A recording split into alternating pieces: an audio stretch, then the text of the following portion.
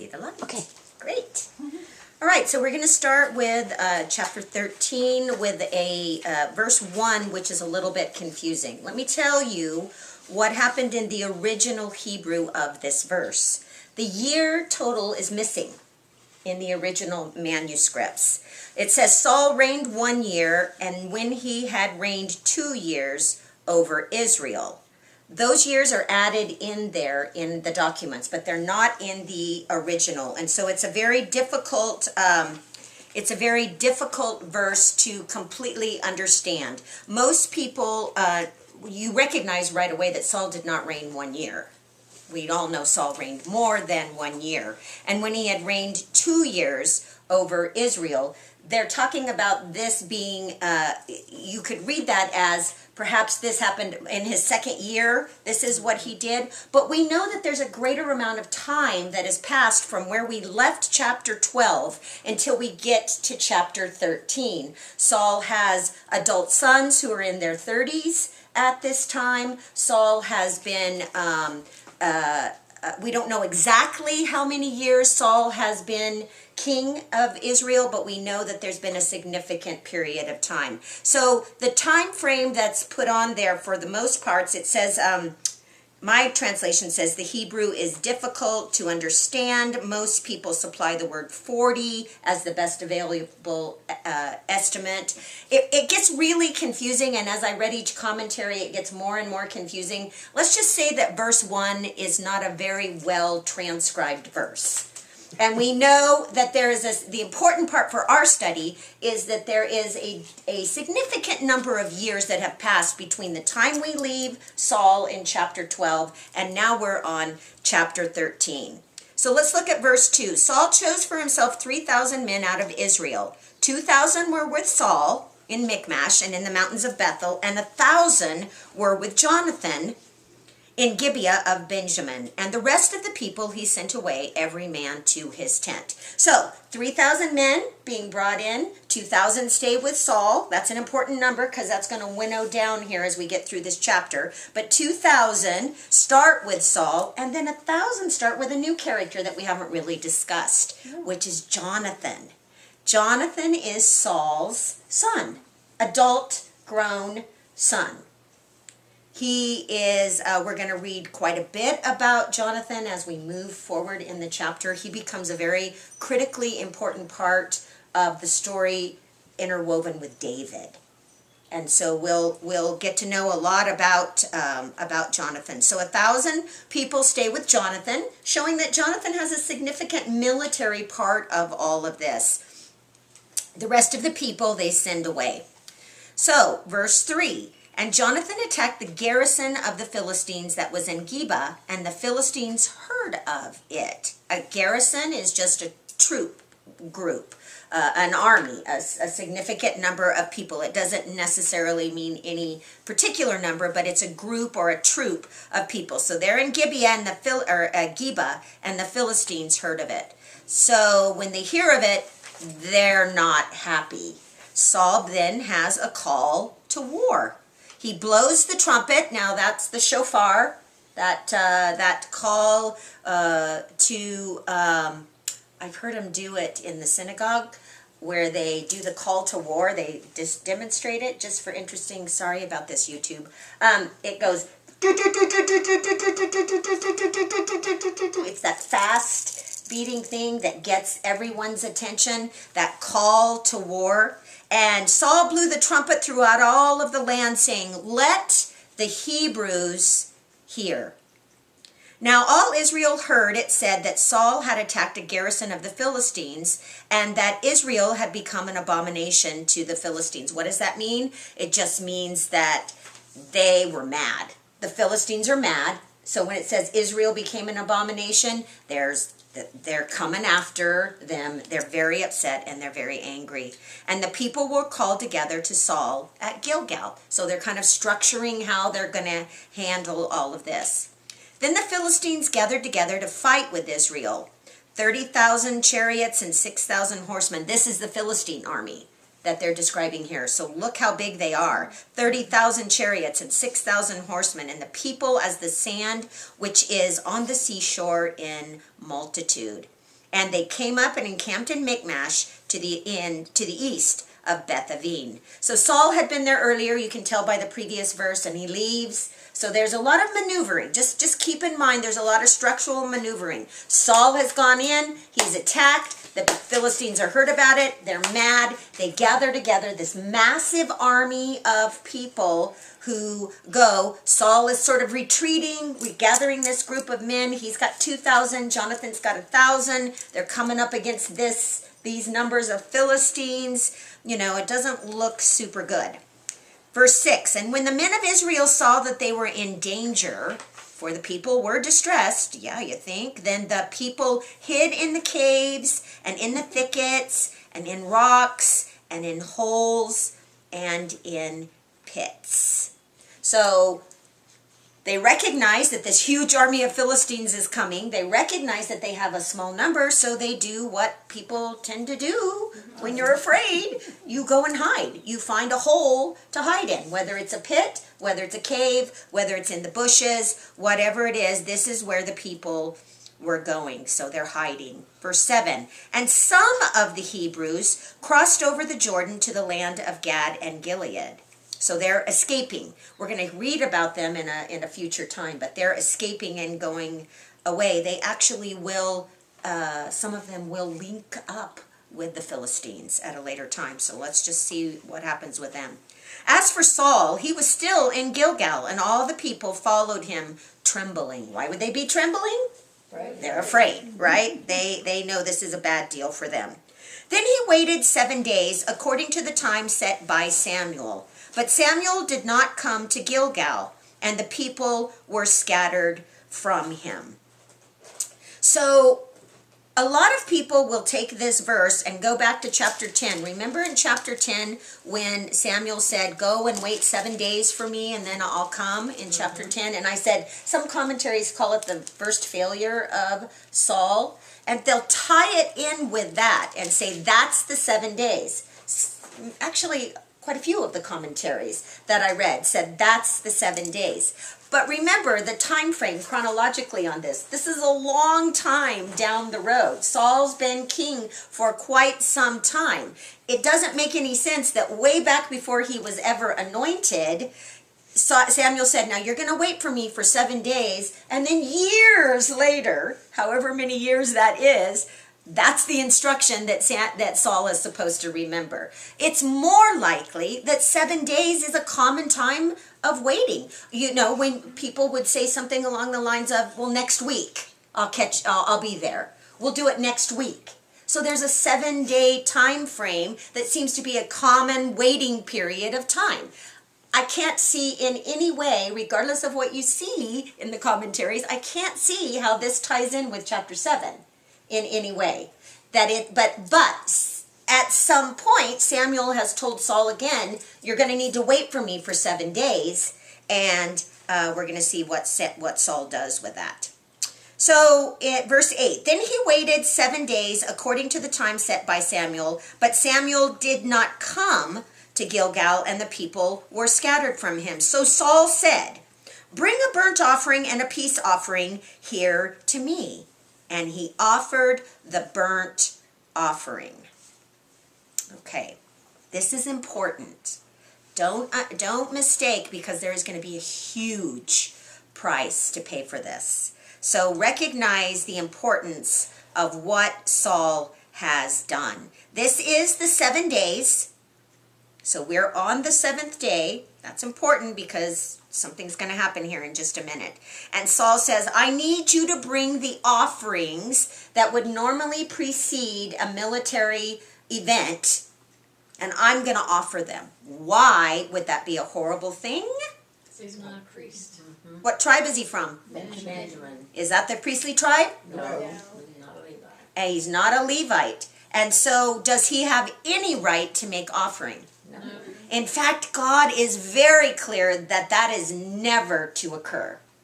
You can't be a king and a priest. And you cannot be a king and a priest. God, that's a really good point, because remember, God makes it very clear back in Genesis, in the beginning, that the kingly division is going to come from the tribe of Judah.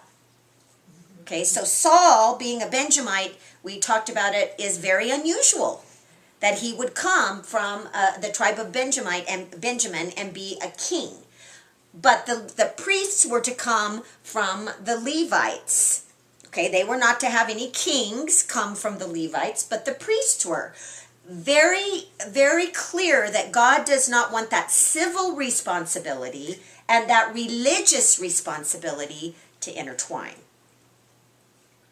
Okay, very clear. Now, does he want his kings to have a religious, a religious spirit about them and to have all of that? Of course he does. He wants them to follow him with all their heart and all of that. But there was not to be this priestly and kingly interaction that goes on at all at this point. So God had set it up that way. So what Saul does here is very, very wrong in the eyes of God. It is not at all what he wanted. Verse 10.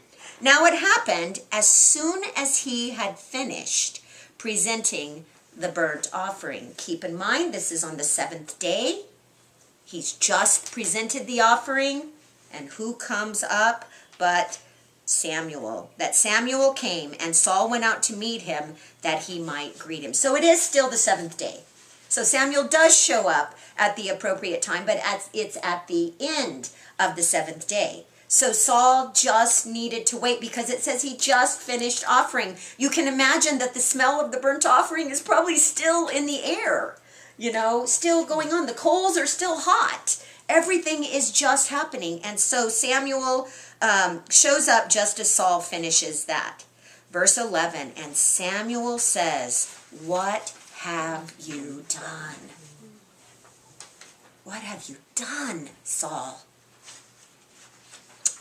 Saul said, "When I saw that the people were scattered from me," so they're running and hiding and they're leaving, "and that you did not come within the days appointed, and that the Philistines gathered together at Michmash," which is very close to where he is. So what does Saul begin to do?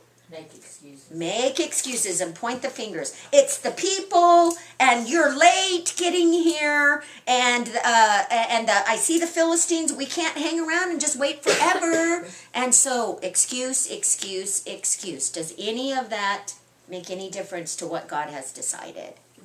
No. Then I said, in verse 12, "The Philistines will now come down on me at Gilgal, and I have not made supplication to the Lord. Therefore I felt compelled and offered a burnt offering." So he's basically saying, I just didn't have a choice. I just had to do this my way in order to make it the right way. So let's see what happens when Samuel hears all those wonderful excuses from Saul. Verse 13, and Samuel says to Saul, "You have done foolishly.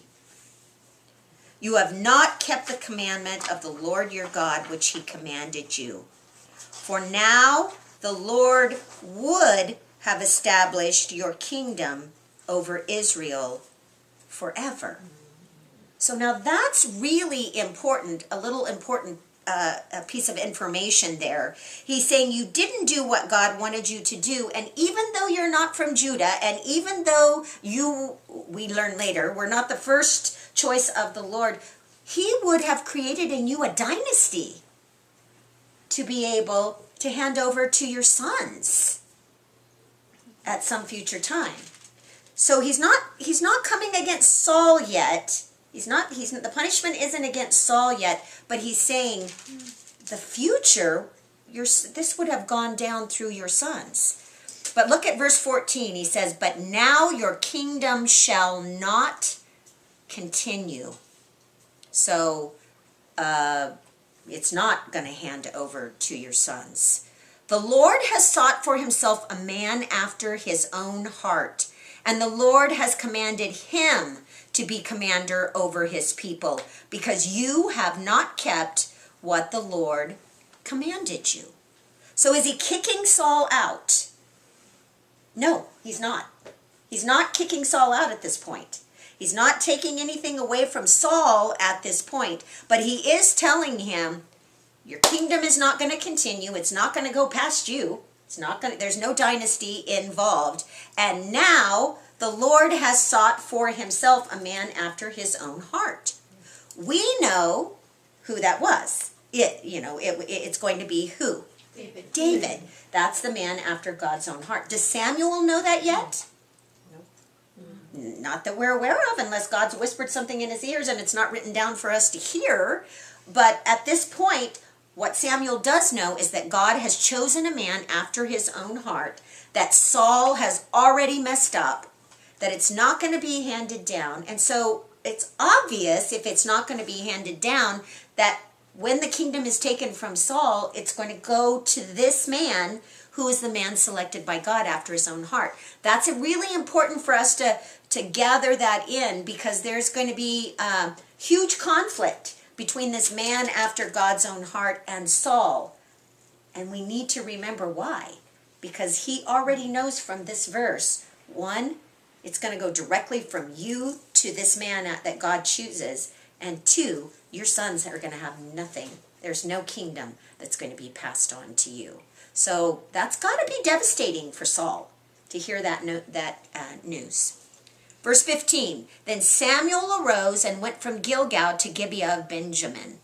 And Saul numbered the people present with him, about 600 men. Okay, earlier on, how many had he started out with? 2,000. Well, you're right, 3,000. 2,000 went with Saul, though, and 1,000 went with Jonathan. And so now how many are with Saul? 600. Okay, so that means 1,400, even just with Saul, have fled and hid and gone back to their houses and are not hanging with him. That's one of the reasons why Saul was so eager to get started on all of this, because he saw his people going out and dispersing. I have a question. Sure. Is Gibeah of Benjamin the same place as Jabesh? No. That was Gilead. Oh, No. Gilead. They Okay. sound, there's Geba, Gilgal, Gibeah, and Okay. there's a whole lot of names that sound a lot. In your packet from last week, there's a map, and it shows all of those places on the map. So when you get confused and you need to reference them, go back and look at the map, and you can see they're all in pretty close proximity, and they all sound the same. So it's a little bit tricky. All right, verse 16. Saul, Jonathan, his son, and the people present with them, so that's that 600 people, remained in Gibeah of Benjamin. But the Philistines encamped at Michmash. The raiders came out of the camp of the Philistines in three companies. One company turned onto the road of Orphra to the land of Shaul, I guess is how you say that. Another company turned onto the road to Beth Horon, and another company turned to the road of the border that overlooks the valley of Zebium towards the wilderness. So it's just saying that the Philistines came down. I guess that three-prong attack is quite popular, because that's how they do it here also. The Philistines come down and they divide up to go and attack. Verse 17, an interesting little fact that I heard one time, I guess this is true. This is where Oprah Winfrey got her name. Her parents read that and they misspelled it. Yeah. I heard that too. So I guess it's true. It is a rumor that's been out there for a long time. I know enough to know that rumors are not always true. It could also be from Orpah. Yeah, it could. It could, definitely. So verse 19. There was no blacksmith to be found throughout all the land of Israel, for the Philistines said, lest the Hebrews make swords or spears. So in our very first introduction, we talked a little bit about one of the things that made the Philistines such a formidable foe is the fact that they could forge iron. And so because they could work with iron, their weapons were far above anything that anyone else had. They could have the big heavy shields. They could have all of the things that you would, swords and all of the things that you would need, because they knew how to forge iron. The Israelites at this point did not know how to do that. And so it appears that the Philistines really didn't want any blacksmiths or any of their people to go into the land of Israel and do this work, because it kept them at a distinct disadvantage. 20. But all the Israelites would go down to the Philistines to sharpen each man's plowshare, his mattock, his axe, and his sickle. And so you don't see anything about weaponry there, but their farm tools would need some sharpening, and so they would go down and do that. And the charge for sharpening was a pem for the plowshares, the mattocks, the forks, and the axes, and to set the points on the goads. That's supposed to be about 2/3 of a shekel. I don't really know exactly how much that would be worth at that time, but there was a charge for them going down and taking care of their farm equipment. So it came about on the day of the battle that there was neither a sword nor a spear found in the hand of any of the people who were with Saul and Jonathan, but they were found with Saul and Jonathan, his son. So because of all of what I've just described to you, there was no weaponry. The Israelites would have bows and arrows and anything that they could make themselves out of wood or any type of equipment that way, but they didn't have anything, although it appears that Saul and Jonathan, the royal family, did have some weaponry that they had been able to get from the Philistines. So they had it, but the rest of the troops didn't. So you can see the complete disadvantage. Number-wise, chariot-wise, weapon-wise, in every way, the Philistines had every advantage over Israel. That's important because as we go through these stories, you're going to see how there are times when Israel is able to overcome that, and you have to recognize it's only because of God. It's only because of God that they're able to do this because the disadvantage was so distinct. Did you have something? What I remember from Judges was that the Philistines wouldn't allow Israel to forge metal, but the Kenites were allowed to, and that's why they had the alliance with the Kenites. So that they could get some of the weaponry from them? Yeah, that's from the story of Sisera. Okay. Because you had the Kenite, that they were camped with the Kenites. I think Jael was a Kenite. Okay. And that's why they were. So maybe that's how they got the weaponry. How the only Saul way they could. and Jonathan would have gotten the weaponry. Yeah. Okay, good to know.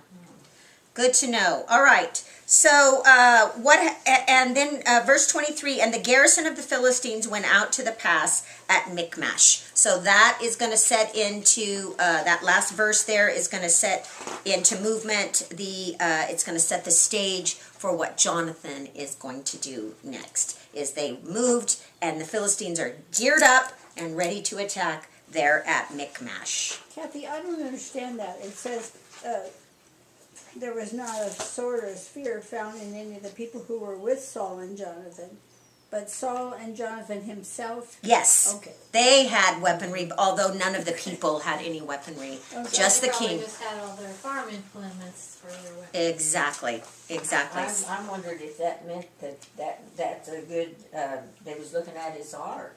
Saul and Jonathan had it and knew they needed it, but they didn't share it with any of the rest of them. No, I think they realized that there was just no weaponry available to them. It just wasn't theirs. And the fact that Saul and Jonathan had it would be because he's king and he's the king's son. And there's always that discrepancy in how they're protected and how they're, all of that. But it certainly, but keep in mind, they had it. keep in mind what we just talked about, because now in chapter 14, Jonathan's deciding that he's going to do something about that. He wants to make a change in that. So when we get to 14, that background is going to be important for us.